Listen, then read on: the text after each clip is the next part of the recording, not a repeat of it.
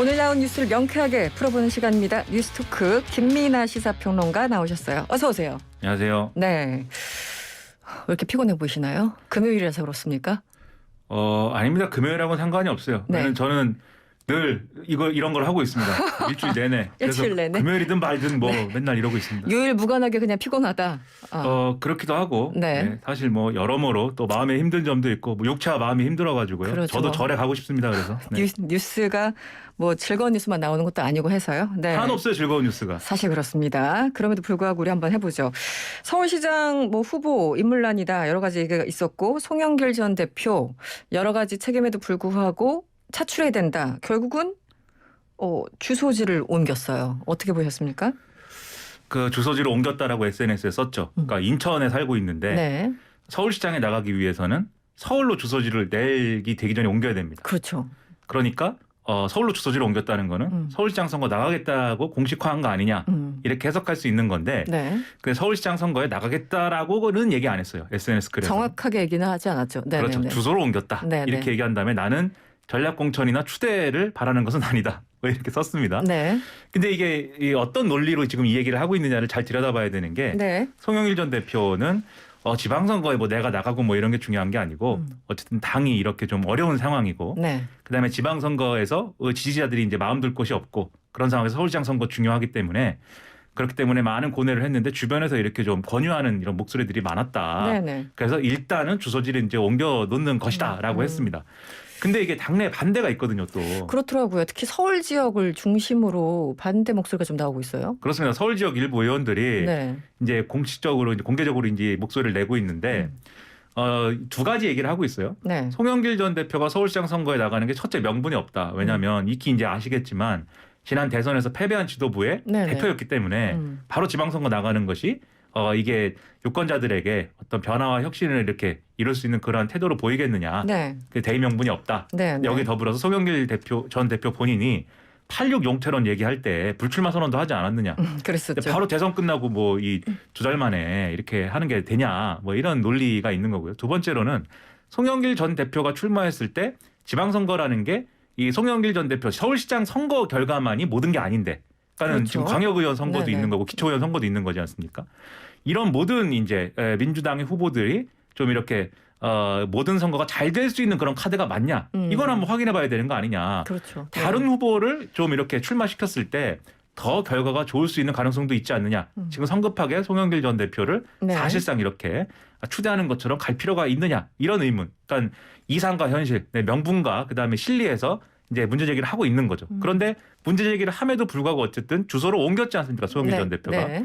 이게 송영길 전 대표가 본인이 하는 얘기처럼 주변에 권유가 너무 많고 이래가지고 내가 한번 고려해 보겠습니다. 이런 얘기면 반대가 나온다라고 하면은 적극적으로 움직이기는 좀 쉽지 않죠. 하지만 어쨌든 주소를 일단 옮기는 것까지 했기 때문에 본인이 상당한 의지를 가지고 있다. 이렇게 해석될 수 있는 내용입니다. 일단 물리적으로는 준비가 다 된 것 같은데 일단 주소지를 옮겼으니까요. 그 의석이 굉장히 많잖아요. 사실 민주당. 그런데 인물난 이게 뭔가 안 맞는 거, 밸런스가 안 맞아요. 왜 없을까? 지금 뭐 박주민 의원, 뭐 김진애 전 의원 같은 경우 출사표를 던졌고 박주민 의원은 이제 사실상 뭐 깊은 검토를 하고 있는 공식 출마 선언은 아직 안 한 거죠. 박주민 의원은. 거의 나오는 것은 확정됐다고 그래 봐야죠. 당협위원장직을 반납을 했고 그렇죠. 네네. 그리고 계속 나갈 수 있다는 취지의 얘기를 사실 하고 있어요. 예를 들면 요즘 방송에서. 네네네. 그렇죠. 송영길 전 대표가 나오면 나는 세대교체론을 내세우면서 한번 크게 붙어볼 수 있는 거 아니냐. 그러니까 이 얘기를 보면 상당히 출마 쪽으로 상당히 뭐 정해놓고 고려하고 있는 거 아니냐라는 생각할 수 있는 거죠. 나오겠죠. 네. 그러면.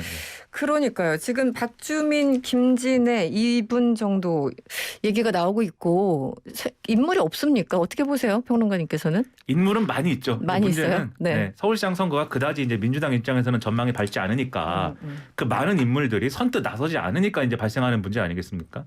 그러니까 분위기가 좋지 않다, 전망이 좋지 않다라는 게 뭐 익히 아시겠습니다만 지난 재보궐선거에서 오세훈 시장이 큰 표차로 이제 그렇죠. 이 된 것이고 거기다가 지금 시점에서는 어쨌든 현역 프리미엄을 어느 정도 업고 선거를 하는 거잖아요.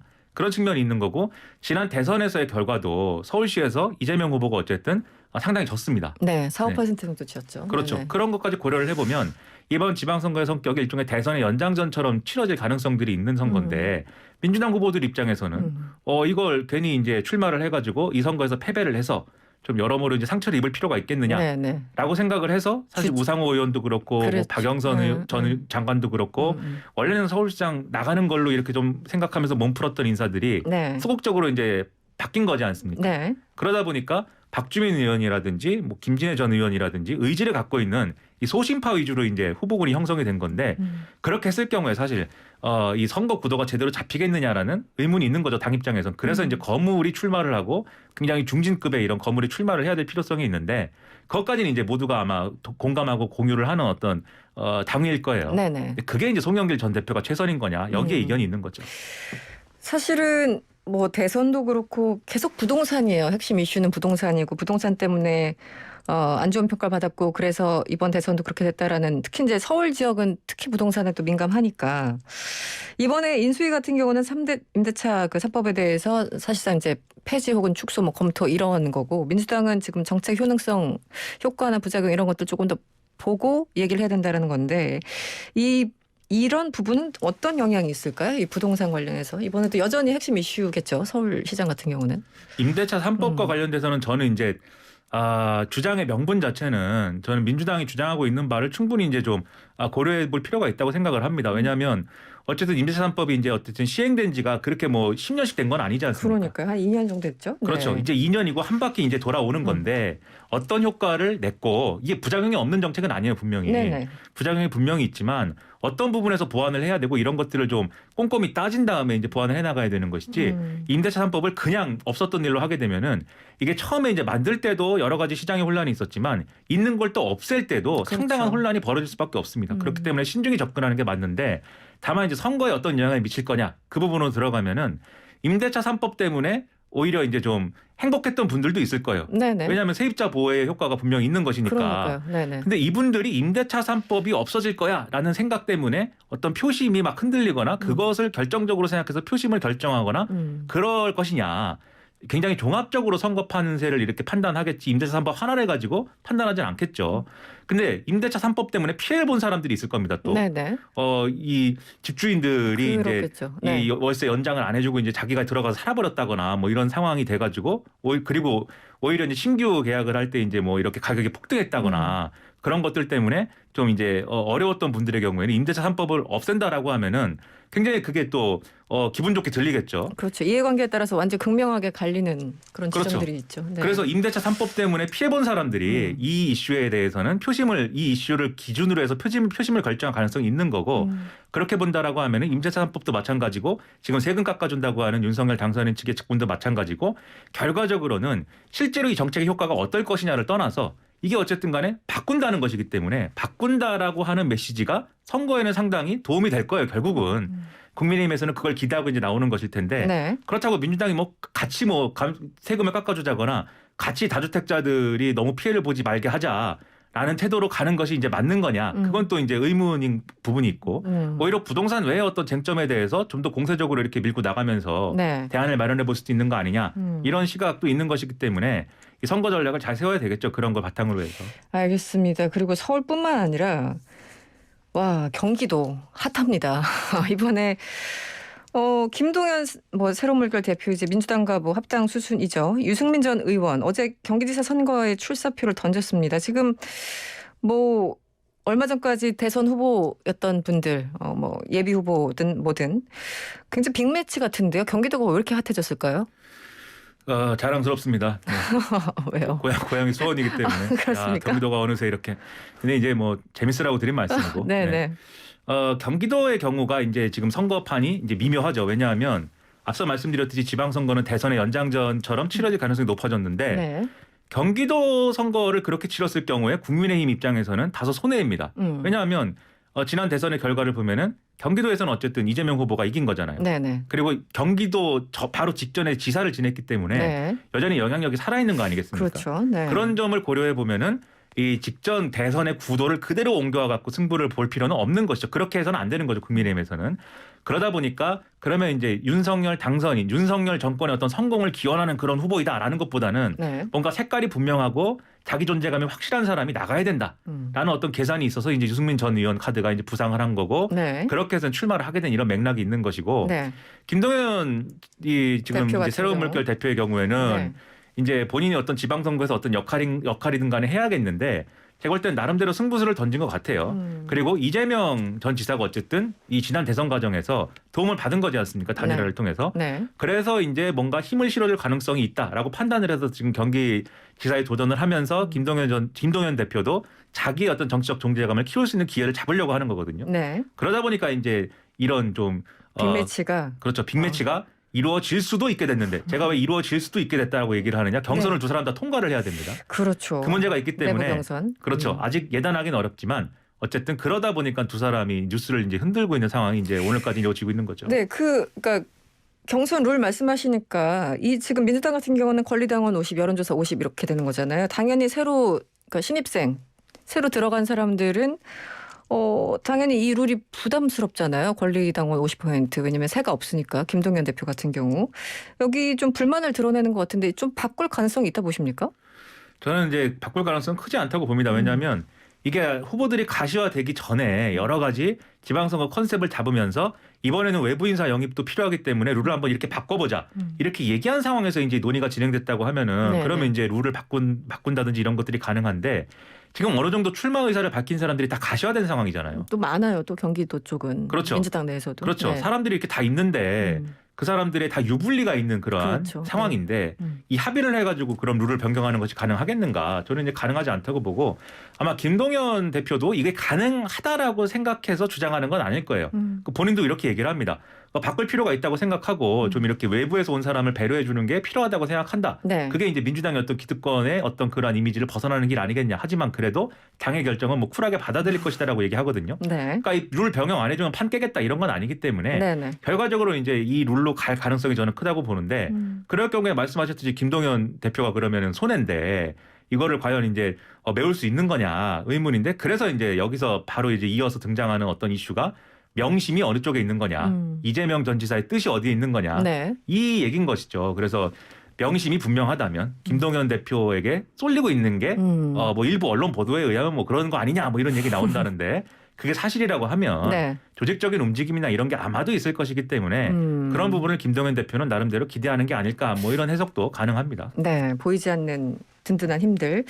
알겠습니다. 지금 유승민 전 의원 같은 경우는 일단 경기도 쪽에 나온다고 하니까 첫 번째 뜬금없는데 두 번째는 의외인데 여기서 의외라는 거는 유승민 전 의원 같은 경우는 어쨌든 뭐 정책 명분을 좀 중요하게 여기는 좀 그런 분이잖아요. 그래서 출마 명분을 어디서 찾을 것인가. 뭐 정치인이야 출마 명분 찾으려면 어디서든 찾을 수 있지만 약간 의외다라고 반응하시는 분들이 있어요. 어떤 결정이었을까요? 유승민 전 의원 입장에서 보면.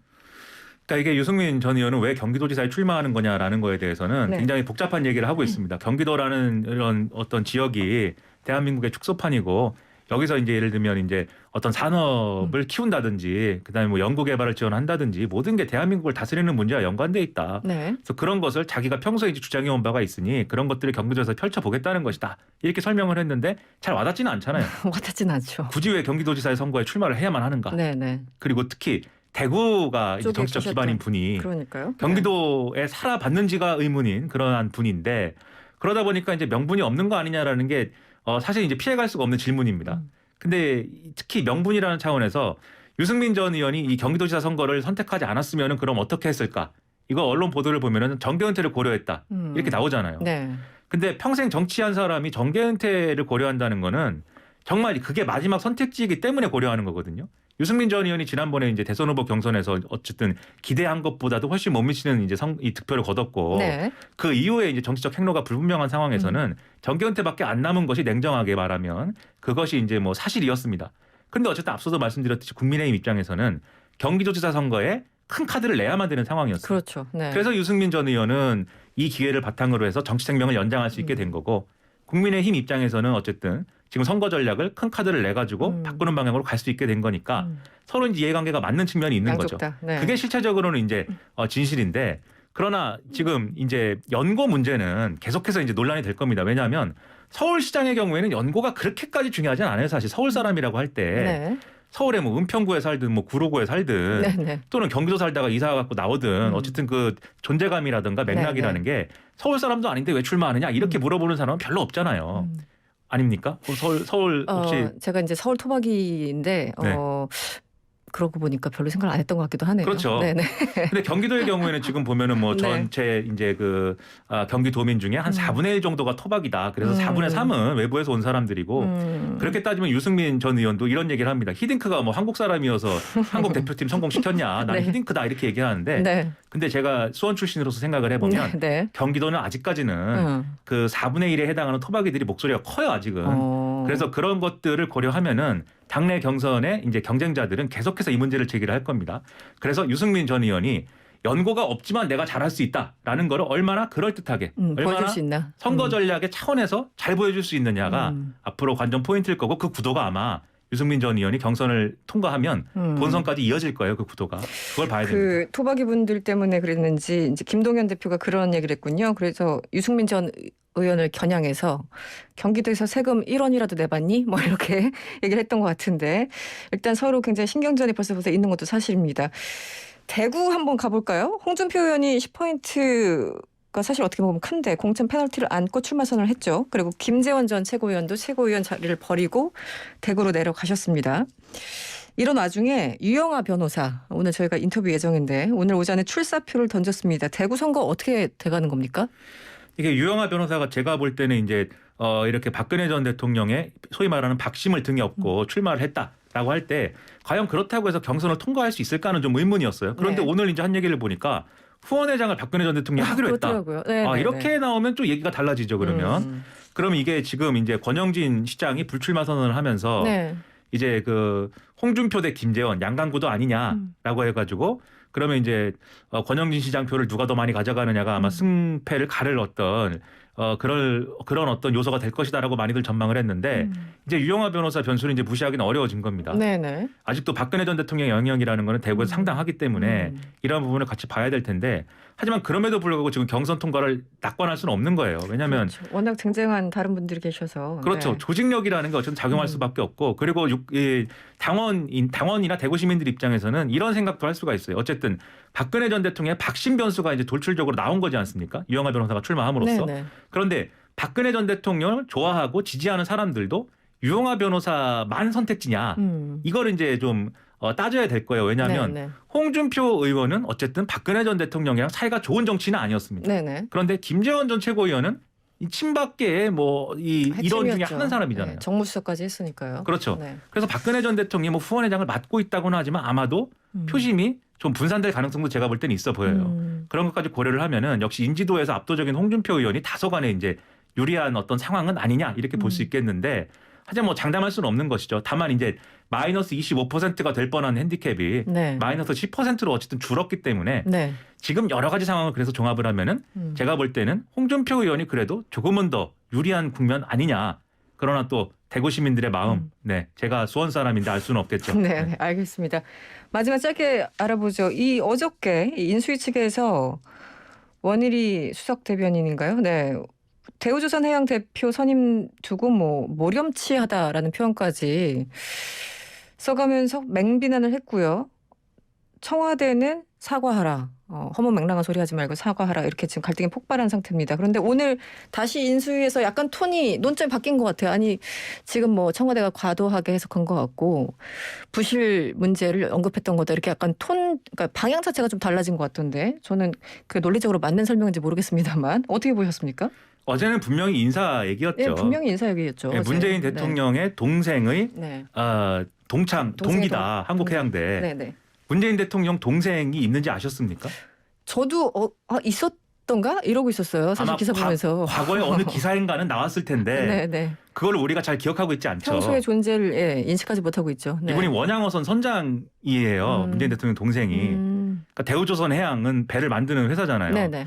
무슨 관계가 있다면 있는 거고 없다면 없는 건데 아무튼 이게 좀 논란이죠. 어쨌든 네. 논란을 삼고 싶어 하는데 그런데 이게 결과적으로 보면은 지금 뭐 어제는 직권남용일 수 있다 이러면서 분명히 이제 어쨌든 인사의 문제였는데 네. 오늘은 좀 톤다운을 하는 분위기예요. 톤다운을 하지만 여전히 이제 신고 권력 간의 인사권 문제라는 그 본질에 있어서는 문제 제기를 전방위적으로 하고 있거든요. 네. 결과적으로 이제 인사 문제인 거는 맞는데 다만 대우조선해양은 사기업인 것이고 결국 산업은행이 뭐 55%의 지분을 갖고 있긴 하지만 네. 그게 산업은행의 뭐 자회사이거나 무슨 소유인 건 아니지 않습니까? 그렇죠. 네. 그냥 지분을 그렇게 가진 것이고 언젠가는 국민들에게 다시 돌려줘야 될 공적 자금을 투입해가지고 그렇게 이제 지분이 많아진 것이지 국민들에게 돌려줘야 될 민간 기업이란 말이에요. 네. 네. 민간 기업의 대표를 뭐 청와대가 이제 주도해가지고 뭐 인사를 꺾거나 열 수는 없는 것이고 네. 결과적으로 그렇게 보면은 인수위의 타겟이라는 것은 결국은 이제 산업은행이 아니냐라는 해석할 수밖에 없는 것이죠. 왜냐하면 대주주로서의 어떤 그 역할을 과도하게 한 거 아니냐라는 측면 하나. 그 다음에 그러한 부적합한 인사가 어쨌든 사장이 되는 과정에 어쨌든 국민의힘은 부적합한 인사라고 하니까 네. 네. 그 과정에 어쨌든 산업은행에 어떤 의무를 게을리한 거 아니냐.